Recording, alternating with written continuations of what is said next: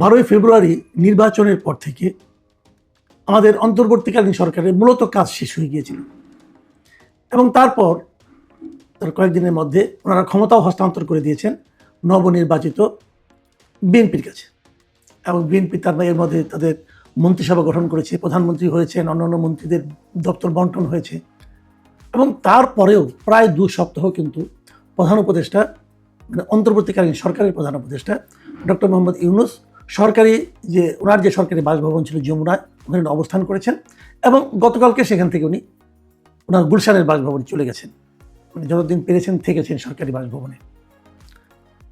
এই যে গেলেন, যাওয়ার পর থেকে ডক্টর মোহাম্মদ ইউনূসের স্ট্যাটাসটা কী দাঁড়াবে এখন উনি কি? এখন কি উনি সাধারণ মানুষ, যে কোনো সাধারণ মানুষ? না, উনি এখন যে কোনো মানুষ নন। উনি আগে গ্রামীণ ব্যাংকের যখন এমডি ছিলেন, অথবা গ্রামীণের লোক হিসেবে যখন গ্রামীণ ফাউন্ডেশনের লোক ছিলেন, অথবা গ্রামীণ টেলিকমের চেয়ারম্যান অথবা অন্য কিছু ছিলেন, তখন উনি যে মাপের লোক ছিলেন, ওনাকে সরকার যে পরিমাণ নিরাপত্তা দিত, তার সঙ্গে কিন্তু বর্তমানে নিরাপত্তার কোনো তুলনা হবে না।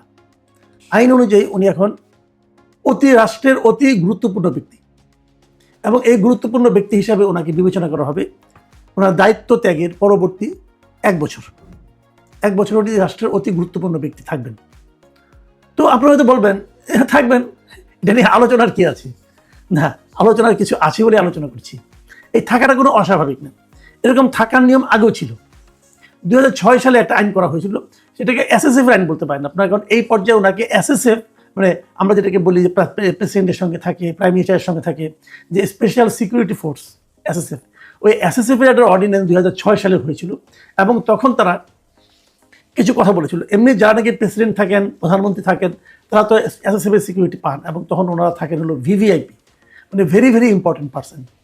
কিন্তু ধরা যাক প্রেসিডেন্টের মেয়াদ শেষ হয়ে গেল, প্রধানমন্ত্রীর মেয়াদ শেষ হয়ে গেল, তখন তারা কী হবেন? তখন তারা are very very important person থাকবেন না, তখন তারা হয়ে যাবেন ভেরি ইম্পর্টেন্ট পার্সন, মানে ভিভিআইপি না। তো ওনারা যখন ভিআইপি হয়ে যাবেন, তখনও তারা এসএসএফ পাবেন, মানে এসএসএফের নিরাপত্তা তারা পাবেন। কতদিন পাবেন? 3 মাস পাবেন। এটা 2006 সালে একটা আইন করা হয়েছিল।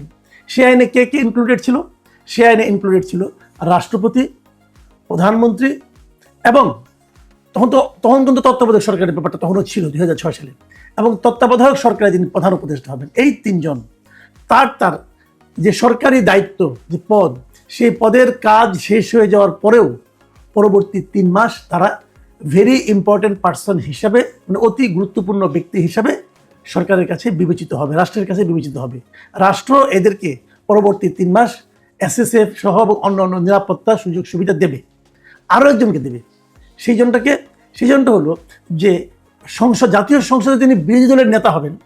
সেই বিরোধী দলের নেতা যখন নাকি নতুন তত্ত্বাবধায়ক সরকার দায়িত্ব গ্রহণ করবে, যেদিন থেকে নতুন তত্ত্বাবধায়ক সরকার দায়িত্ব গ্রহণ করবে, সেই দিন থেকে, তখন তার সংসদ থাকবে না, সেই দিন থেকে পরবর্তী 3 মাস পর্যন্ত ওই বিরোধী দলের নেতা যিনি থাকবেন, তিনিও ভেরি ইম্পর্টেন্ট পার্সন হিসাবে, মানে অতি গুরুত্বপূর্ণ ব্যক্তি হিসাবে রাষ্ট্রের কাছে বিবেচিত হবেন এবং রাষ্ট্র তাদেরকে নিরাপত্তা দেবে। এই আইনটা হয়েছিল 2006 সালে, 2006 সালের 29শে অক্টোবর এই আইনটা হয়। এখন এই আইনটা হওয়ার পর ঠিকই ছিল এ পর্যন্ত। তারপরে তো মনে করেন আপনার 14তে এসে তত্ত্বাবধায়ক সরকার উঠে গেল, তারপরে এবার অন্তর্বর্তীকালীন সরকার এলো। এখানেও আমরা একজন অন্তর্বর্তীকালীন সরকারের প্রধান উপদেষ্টা পেলাম। এখন প্রধান উপদেষ্টার কার্যকাল যখন শেষ হয়ে যাচ্ছে, উনি যখন শেষ হয়ে যাবেন, তাহলে ওনারও কিন্তু ওই একই নিয়মে 3 মাস সেই অতি গুরুত্বপূর্ণ ব্যক্তি হিসেবে নিরাপত্তা পাওয়ার কথা। কিন্তু এক্ষেত্রে তা হলো না। এক্ষেত্রে যে জিনিসটা হলো, আমরা দেখলাম যে এই বছরের মানে 2026 সালের মানে নির্বাচনের ঠিক 2 দিন আগে নতুন একটা অধ্যাদেশ হলো, একটা সরকারি বিজ্ঞপ্তি হলো, এবং সেই বিজ্ঞপ্তিতে বলা হলো যে প্রধান উপদেষ্টা যিনি থাকবেন, তিনি পরবর্তী মানে দায়িত্ব শেষ হওয়ার পরেও 1 বছরের জন্য উনি ভিআইপির মর্যাদা পাবেন। এই যে নতুন যে প্রজ্ঞাপনটা হয়েছে ফেব্রুয়ারির 10 তারিখে, সেখানে আসলে কি লেখা হয়েছে? সেখানে লেখা হয়েছে যে অন্তর্বর্তীকালীন সরকারের প্রধান উপদেষ্টা ডক্টর মোহাম্মদ ইউনূসকে তাহার দায়িত্ব হস্তান্তরের তারিখ হইতে 1 বছরের জন্য অতি গুরুত্বপূর্ণ ব্যক্তি হিসেবে এই সরকার ঘোষণা করলো এবং এটা অবিলম্বে কার্যকর হবে। রাষ্ট্রপতির আদেশক্রমে মোহাম্মদ সাইফুল্লাহ পান্না, মানে এটা কে করলো? রাষ্ট্রপতি করলো, আদেশটা দিল রাষ্ট্রপতি। এখন অনেকে হয়তো প্রশ্ন করবেন যে দিন কয়েক আগে রাষ্ট্রপতি তো মানে খুব দুঃখ করে একটা ইন্টারভিউ বললেন যে তাকে কিভাবে ডক্টর ইউনূস পদে পদে অপমান করেছে, এটা তিনি বলেছেন। তো তার মানে রাষ্ট্রপতির সঙ্গে ডক্টর ইউনূসের সম্পর্ক মোটেই ভালো ছিল না, তারপরেও রাষ্ট্রপতি এই ধরনের একটা আদেশ দিল, তার জন্য এত ভালো কিছু করলো। বিষয়টা আসলে এরকম না, এরকম না কেন আমি বলি, বাংলাদেশের সব কিছুই রাষ্ট্রপতির আদেশ ক্রমে হয়। এখন আমার তো মাঝে মাঝে মনে হয় যদি রাষ্ট্রপতিকে কোনো কারণে সরিয়ে যেতে হয় তখন হয়তো বলা হবে রাষ্ট্রপতির আদেশ ক্রমে ওনাকে সরিয়ে দেওয়া হলো। এটা একটা ফেজ মাত্র, এটা একটা মানে বলা হয়ে থাকে। এদেশে যা কিছু হয়, যত আইন হয়, সবই রাষ্ট্রপতির আদেশ ক্রমে হয়। আসলে হয়তো অনেক কিছু রাষ্ট্রপতি জানেনও না। এই যে রাষ্ট্রপতির ওখান থেকে যে আপনার রাষ্ট্রপতির অভিযোগ করেছে যে ওনার ওখান থেকে যে মিডিয়া এই যে সেলটা ছিল সরিয়ে নেওয়া হয়েছে, যদি কোনো আদেশে নেওয়া হয়ে থাকে বলা হবে ওখানেও রাষ্ট্রপতির আদেশ ক্রমে হবে। রাষ্ট্রপতি অনেক কিছু জানেন না, কিন্তু ওনার আদেশ ক্রমে সব কিছু হয়। এবং বাংলাদেশের সংবিধান অনেকটা এরকমই, যে রাষ্ট্রপতি যা কিছু করেন প্রধানমন্ত্রী পরামর্শক্রমে করেন। মানে উনি কোনো কিছু নিজে নিজে করতে পারেন না, মাত্র দুটো জিনিস ছাড়া। এক নম্বর জিনিস হলো উনি একজনকে প্রধানমন্ত্রী নিয়োগ করতে পারেন নিজের ইচ্ছায়, আরেকজনকে প্রধান বিচারপতি করতে পারেন নিজের ইচ্ছায়। এছাড়া উনি নিজের ইচ্ছায় কিচ্ছু করতে পারেন না। কাজে এই যে ডক্টর ইউনূসকে 1 বছরের দেওয়া হয়েছে, এটাও ডক্টর ইউনূসেরই ইচ্ছায়, ডক্টর ইউনূস যেভাবে চেয়েছেন সেভাবে হয়েছে। তো এই পর্যন্ত ঠিক আছে, কোনো সমস্যা নাই। ওনাকে 1 বছরের মতো যদি দেওয়া হয়, অনেকে বলে থাকেন উনি হয়তো মবের ভয়ে এটা নিয়েছেন, মানে উনি এমন এমন কাজ করেছেন গত 18 মাসে যে জনগণের মধ্যে ওনার জনপ্রিয়তা এমন একটা পর্যায়ে পৌঁছেছে যে উনি হয়তো ভেবেছেন এই জনপ্রিয়তার ধাক্কা সামনে মাঝখানে যদি জনগণ এবং তার মাঝখানে যদি একটা শক্তিশালী নিরাপত্তা বেষ্টনী না থাকে তাহলে ওনার জন্য হয়তো ভালো নাও হতে পারে। মানে এটাকে আপনার মব বলেন আর যাই বলেন, এটা হতে পারে উনি ওরকমভাবে নিজেকে সেভাবে সুরক্ষিত রাখার কথা চিন্তা করছেন। কিন্তু আমার প্রশ্নটা অন্য জায়গায়।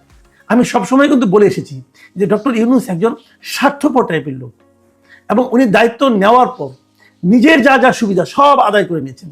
নিজের নামে যে যে মামলা ছিল সবগুলি মামলা উনি কিন্তু নিজে থেকে প্রত্যাহার করে নিয়েছেন নির্বাহী আদেশ দিয়ে। ওনার বিরুদ্ধে হাইকোর্টে একটা রায় হয়েছিল যে 666 কোটি টাকা ওনাকে ট্যাক্স ফাঁকির মামলায় ওনাকে দিতে হবে। সেই মামলা যে বিচারকের রায় দিয়েছিল সেই বিচারক উনি ক্ষমতায় মানে আপনার অগাস্টের 3 তারিখে 2024 রায় দিয়েছিলেন যে 666 কোটি টাকা ওনাকে দিতে হবে। এবং আপনারা জানেন হাইকোর্টে কি হয়, রায় দেওয়া হয়ে গেলে প্রথমে শর্ট রায়টা পড়া হয়, পরবর্তী সময়ে সেই রায়টা আবার ডিটেল লিখতে হয়। যখন ডিটেল লেখার সময় আসলো তখন ইউনূস সাহেব আবার তখন প্রধান উপদেষ্টা হয়ে গেছেন, তখন আর ওই বিচারকের রায় লেখে না। আগের বার উনি তো শর্ট রায় দিয়েছেন, তখন হাসিনা ছিলেন। ওই বিচারপতি এমনই বিবেক সম্পন্ন যে উনি পরের বার লেখেন না। এটা ওনাকে প্রশ্ন করেছেন, তাহলে হয় উনি আগের বার ভয়ে রায় দিয়েছেন, পরের বার আবার ভয়ে রায় লিখতে পারেন না, যে কোনো একটা তো হবে। তো যাই হোক, উনি কিন্তু ওই টাকাটাও দেন না, ওটা কিন্তু উনি মৌকুফ করে নিয়েছেন। তার মানে নিজের সব স্বার্থ আদায় করে নিয়েছেন। গ্রামীণের জন্য ট্যাক্স হলিডে যেটা 29 সাল পর্যন্ত সেটাও করে নিয়েছেন, গ্রামীণের বিশ্ববিদ্যালয়ে নিয়েছেন, কত কিছু যা যা লাগে, গ্রামের আদম ব্যাপারী হবে, গ্রামীণ ম্যান পাওয়ার বিজনেস করবে, সেগুলো লাইসেন্স নিয়ে নিয়েছেন, সব নিজের স্বার্থে সব করে নিয়েছেন। এবং সবশেষ যে কাজটা করলেন যে নিজের জন্য SSF নিয়ে নিলেন 1 বছরের জন্য, এটাও নেন, আমার কোনো আপত্তি নাই। কিন্তু আমার প্রশ্ন হলো, আগে যে নিয়মটা ছিল যে প্রধানমন্ত্রী পাবেন, রাষ্ট্রপতি পাবেন, অথবা সংসদ মানে তত্ত্বাবধায়ক সরকারের দায়িত্ব নেওয়ার পরে বিরোধী দলের নেতা পাবেন, তাদেরও 1 বছর বাড়াইতেন, সেটা নিজেরটা বাড়াই নিলেন। কারণ এই যে তারেক রহমান, উনি যখন নাকি আগামীতে যদি এই আইনগুলি থাকে তাহলে আগামীতে উনি যখন ক্ষমতা থেকে চলে যাবেন, সংসদ ভেঙে যাবে, তারপরে উনি মাত্র ভিআইপি ইটা পাবেন, আপনার মানে ভিআইপি মর্যাদাটা ভোগ করতে পারবেন মাত্র 3 মাস। অথবা আমাদের যে এখন যিনি রাষ্ট্রপতি আছেন শাহাবুদ্দিন আহমেদ, উনি যদি চলে যান কালকে এই পদত্যাগ করেন অথবা কোনো কারণে উনি চলে যান যে আমি আর রাষ্ট্রপতি থাকবো না, অথবা যেদিনই যাবেন ওনার মেয়াদ যখন শেষ হবে তারপর যখন যাবেন, উনি যাওয়ার পর মাত্র 3 মাস এই সুযোগটা পাবেন। তাই সবাই 3 মাস করে পাবেন, ইউনূস সাহেব পাবেন 1 বছর। কারণটা কি? ইউনূস সাহেবকে 1 বছর পেতে হবে কেন? নিজের জন্য এই আইনটা করে নিলেন। মানে আপনি মানে অন্য কারোর মতো না, আপনি এমন একটা জায়গায় আছেন যে আপনার জন্য বেশি লাগবে। এই যে স্বার্থপরতাটা না, এটা মানুষের চোখে লাগে। অনেকে তো বলেছে উনি ভিআইপি মর্যাদা পাবেন কেন, না পাবেন, আমার কোনো আপত্তি নাই। কিন্তু আমার কথা হলো যখন আপনি আপনারটা বাড়ালেন, সবারটা বাড়াই দিতেন, অথবা যখন আপনার দরকার হবে ওই আইনটার মতো করে আপনি পাইতেন। ওই আইনটা তো বাতিল হয়নি আগের আইনটা, আপনার জন্য 1 বছর করতে হবে কেন? এই যে একটা লোভ এবং এই নির্লজ্জ লোভ, মানে যে লোভটা প্রকাশ করতে কোনো লজ্জা এবং বিব্রত বোধ পর্যন্ত উনি করেন না, এটাই ডক্টর ইউনূস। উনি লজ্জা পান না, নিজের স্বার্থ প্রাপ্তির ক্ষেত্রে উনি লজ্জা পান না। এই নির্লজ্জ লোকটাই গত 1.5 বছর আমাদের উপর, আমাদের শাসন ক্ষমতায় ছিলেন, আমাদের দেশকে কোথায় পৌঁছে দেওয়ার কথা আমাদের লোভ দেখিয়েছিলেন, আমাদেরকে স্বপ্ন দেখিয়েছিলেন, এবং সেই স্বপ্নের কোনোটাই বাস্তবায়িত হয়নি। ওনার দেখানো স্বপ্ন একটাও বাস্তবায়িত হয়নি। সারা দুনিয়াকে উনি যে স্বপ্ন দেখান সেটাও আমাদের এখানে বাস্তবায়ন করার চেষ্টাই করতে পারেননি। এই হলো আমাদের নিয়তি।